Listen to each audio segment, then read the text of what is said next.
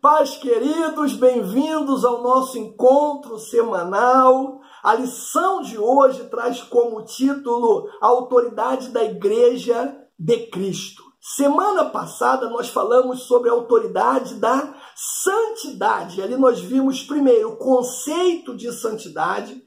Segundo, nós falamos sobre o processo de santificação. E terceiro, nós finalizamos, concluímos a lição falando sobre a finalidade da santificação.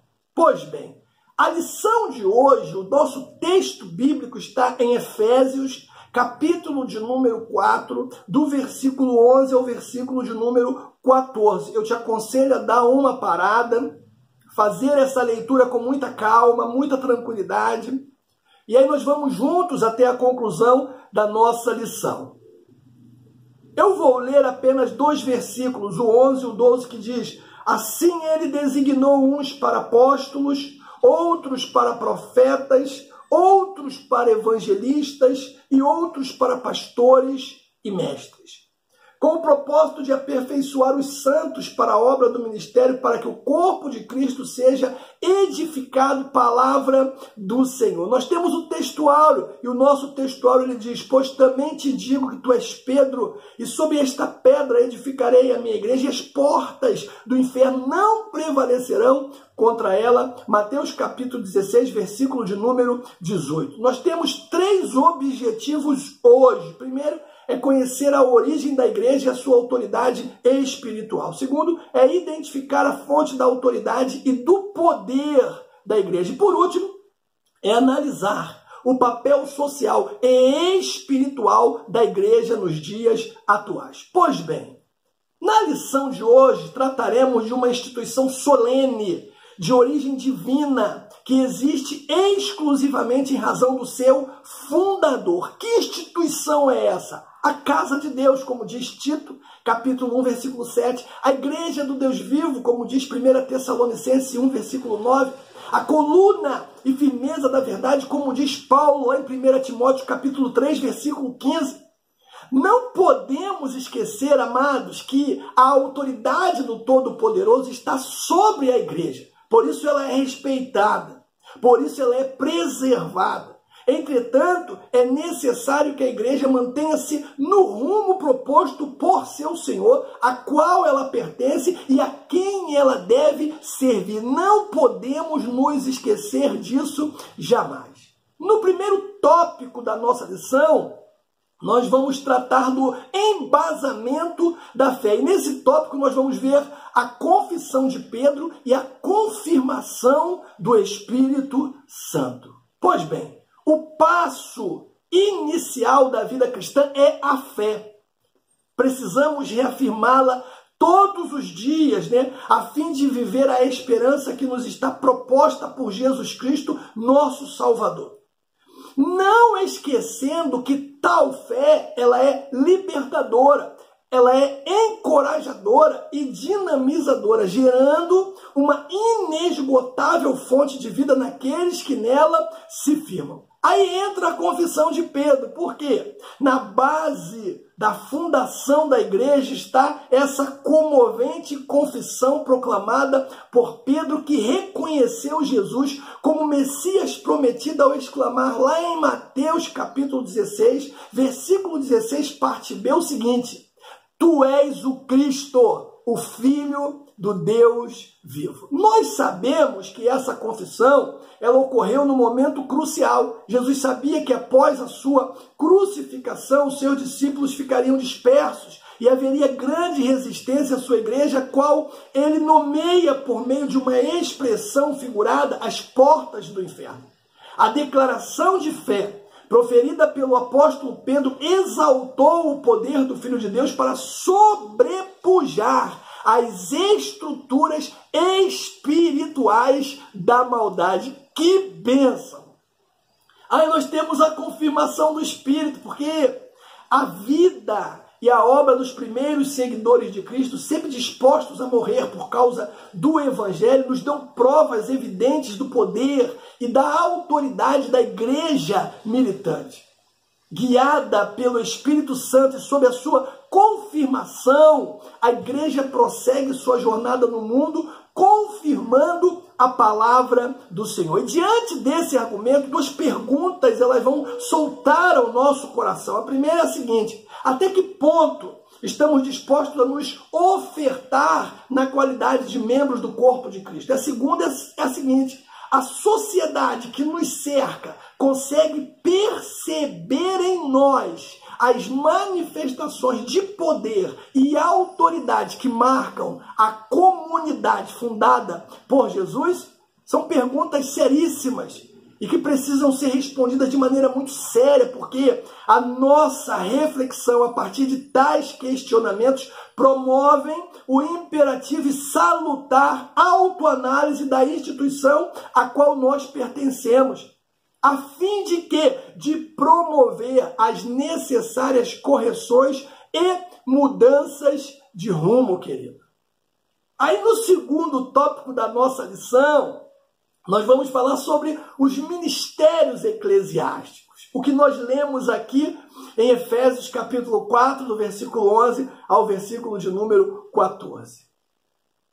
Aprendemos, e se você não esqueceu, na primeira lição, que toda autoridade é um poder delegado.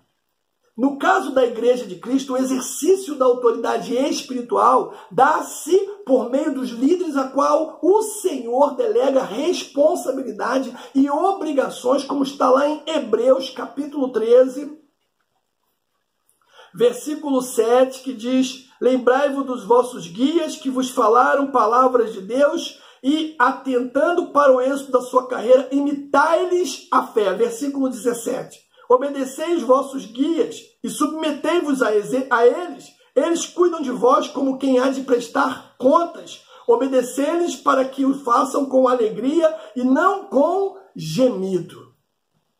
Aí nós temos nessa classificação aí de autoridade os apóstolos, né? Dentre todos os seus discípulos, Jesus selecionou para serem seus apóstolos 12. Posteriormente, Paulo ele vai entrar nessa relação, como diz lá em 1 Coríntios capítulo 15, versículo de número 8, por desígnio do Cristo ressurreto, com quem ele se encontrara na estrada de Damasco. Esse chamado direto de Jesus determina, amados, a fonte divina do poderoso ministério realizado pelos apóstolos. Agora veja só, dessa forma, nós entendemos que Jesus é o doador da autoridade espiritual na vida dos discípulos, aos quais ele denominou seus apóstolos. Homens que foram enviados por Jesus para levar a sua mensagem ao mundo e fundar a igreja. No sentido lato, em termos de apóstolo, nós podemos dizer até que todo cristão ele é um apóstolo, pois todos nós também somos enviados por Jesus ao mundo com a mensagem de salvação para anunciá-lo às pessoas que precisam. O apostolado, amado, foi sempre acompanhado, e não podemos nunca nos esquecer disso, de grande sofrimento, de muitos sinais e extraordinários milagres. Não bastasse as aflições externas, alguns falsos mestres na igreja de Corinto também duvidavam da autoridade paulina. Por isso o apóstolo Paulo, nas suas cartas, ou seja, no prefácio das suas cartas, ele defende inúmeras vezes a legitimidade desse apostolado. Por quê? Porque é um caráter, tinha na verdade um caráter doutrinário. A principal forma de expressão da autoridade apostólica para a igreja primitiva foi a ministração do evangelho para a obediência a Cristo pela fé, como diz Romanos capítulo de número 16. Os primeiros cristãos aprenderam a viver de acordo com o sistema doutrinário que Jesus ele ensinou. Além disso, nós vamos ver a imposição de mãos, Atos capítulo 6 e 19, e a defesa da verdade, Filipenses 1 e Judas capítulo também 1. Eles eram, amados, líderes da igreja. A autoridade de Deus sobre os apóstolos para liderar a igreja pode ser facilmente percebida no relato de Atos capítulo 15, e eu te aconselho a dar uma parada e fazer essa leitura de Atos capítulo 15. Ali narra o concílio dos apóstolos que se reuniram em Jerusalém para discutir e definir uma importante questão doutrinária, a qual ia influenciar a própria identidade da igreja. Trata-se da tentativa de impor a necessidade da circuncisão aos novos convertidos para serem salvos e assim aceitos na comunidade cristã. Meu irmão, dá uma paradinha, faça essa leitura, você vai ver que coisa extraordinária. Na ocasião, Pedro, ele argumenta que, ou seja, ele insiste, e que colocar ou fazer com que as pessoas se circuncidassem os gentios seria um jugo muito pesado. A decisão tomada pelo concílio foi ratificada logo após pelo apóstolo Paulo na sua carta aos Romanos e na sua carta aos Efésios. Jesus, amados, isso nós não podemos deixar passar. Jesus serviu de modelo aos apóstolos, propondo-lhes uma forma diferente de liderança em sua vida e por causa do seu caráter santo e perfeito. Cristo sempre lutou contra o abuso de líderes e principalmente contra a distorção do evangelho. Se você for em Hebreus, capítulo de número 5, você vai ver ali um quadro geral do modelo proposto pelo Senhor na descrição de um verdadeiro líder.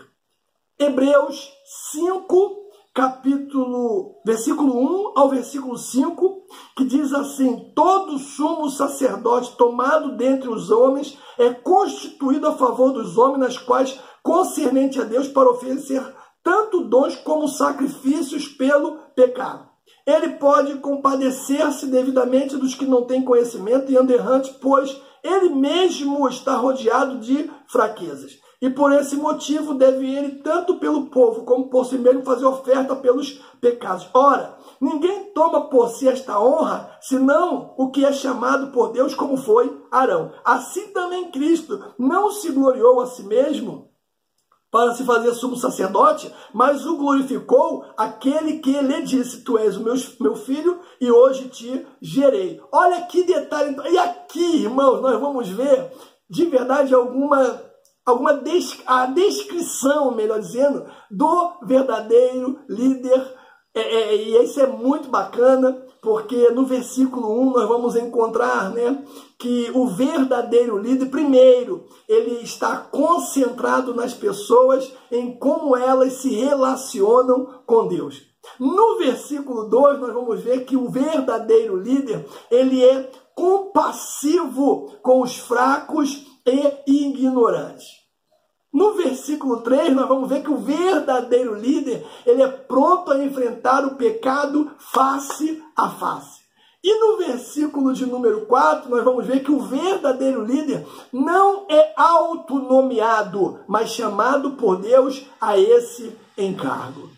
Aí depois, na relação dos líderes, vem os pastores e os bispos. Pastores e ancião são funções de autoridade na igreja de Cristo. Devem guiar e liderar o rebanho pela instrução da palavra da verdade, servir como exemplo de fidelidade a Deus para os demais irmãos. São homens dotados de conhecimento, poder de consolação, entendidos em governo, simpático com os problemas dos outros e cheio do conhecimento para continuar o trabalho evangelístico.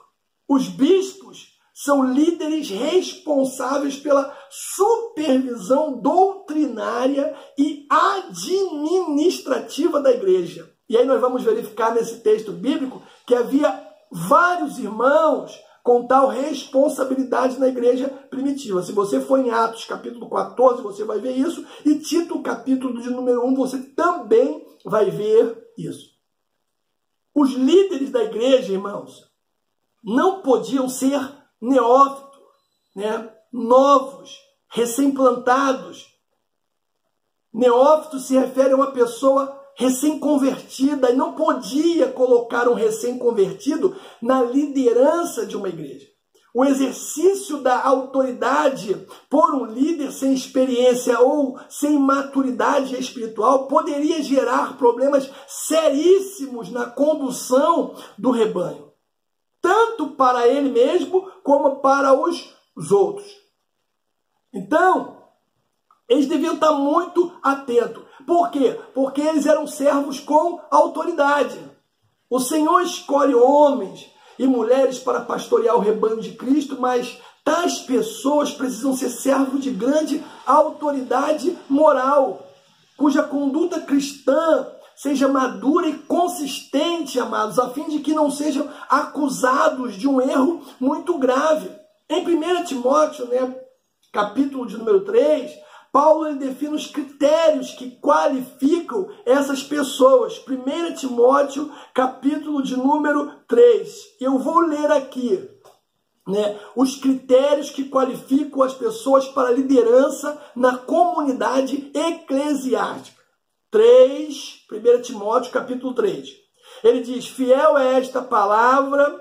Se alguém deseja ser bispo, excelente obra deseja. É necessário, pois, que o bispo seja irrepreensível, marido de uma só mulher, vigilante, sóbrio, honesto, hospitaleiro, apto para ensinar, não dado ao vinho, não espancador, mas amável, inimigo da contenda, não ganancioso, que governe bem a sua própria casa, tendo seus filhos sob disciplina com todo o respeito. Olha aí os critérios.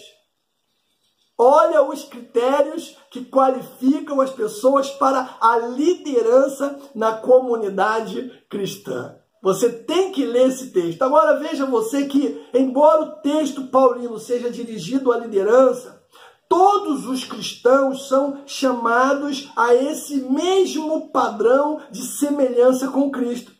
Paulo não está criando uma elite espiritual, apenas enfatiza que a igreja deve escolher seus líderes, dentre as pessoas que estão vivendo realmente de acordo com os ideais do Evangelho. Então, você vê que esses homens, eles também foram chamados para cuidar. Por quê? Para que existe, a pergunta é essa, pastor na igreja? Essencialmente, a função pastoral consiste em velar, em cuidar, em nutrir.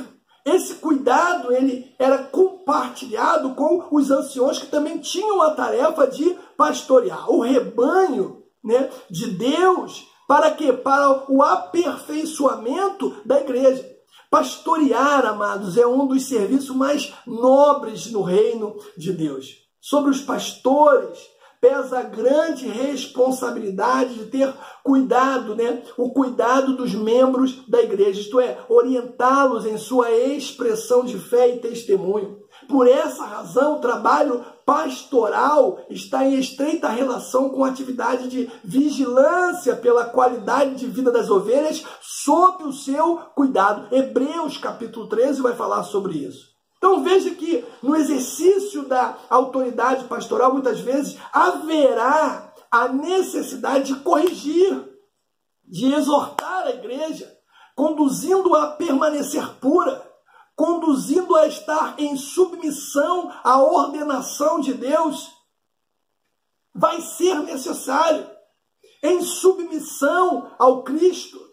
O objetivo da disciplina é conduzir o pecador ao arrependimento, restaurar a fé do irmão que está fraquinha e promover, é claro, o desejo sincero de mudanças. Aí na relação vem os profetas e os evangelistas. Profeta é um arauto de Deus, pois proclama as mensagens proféticas do Senhor à igreja. A ação profética é movida pelo Espírito Santo. 1 de Pedro, capítulo 1, você vai ver isso. E possui como finalidade guardar o povo da corrupção. A Bíblia diz, se não tiver profecias, o povo se corrompe. Também serve para exortar os crentes e muitas outras referências. Os melhores dons, eu sempre digo isso, são aqueles que possuem maior poder de edificação. Isso aponta principalmente para a profecia. Apóstolos, profetas e mestres são, por isso, muito bem dotados espiritualmente, porque serão usados por Deus na edificação do corpo de Cristo. O evangelista é o cristão que recebeu de Deus a missão de exortar pela pregação.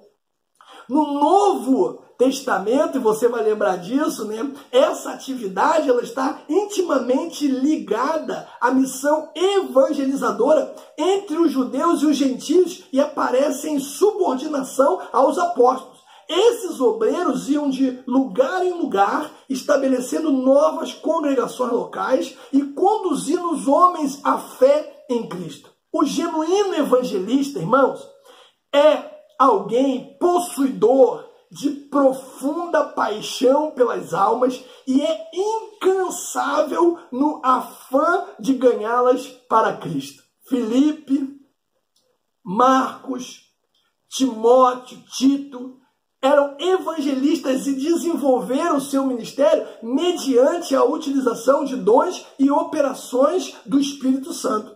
Aí nós temos também os doutores e mestres. Dentre as atividades da liderança eclesiástica, a educação cristã ganha proeminência. O ensino da palavra de Deus, portanto, é imprescindível para o crescimento e o amadurecimento da igreja de Cristo. Por meio, dos seus mestres e doutores, Deus ele doutrina, corrige, disciplina e repreende a sua amada igreja. Sob a tutela da autoridade e poder do Espírito, o ensino deve nutrir os cristãos, preparando-os para frutificar, fortalecendo-os para não serem enganados também pelas falsas doutrinas. E eu quero concluir a nossa lição de hoje dizendo o seguinte, irmãos, que apesar de todos os embates, travados no decorrer dos séculos, a Igreja de Deus prossegue vitoriosa em sua marcha pela proclamação do Evangelho da Paz. Cumpre-se assim a promessa de Jesus, quando ele disse, edificarei a minha igreja e a porta do inferno não prevalecerá sobre ela. Que Deus, ele nos abençoe e nos guarde no nome de Jesus.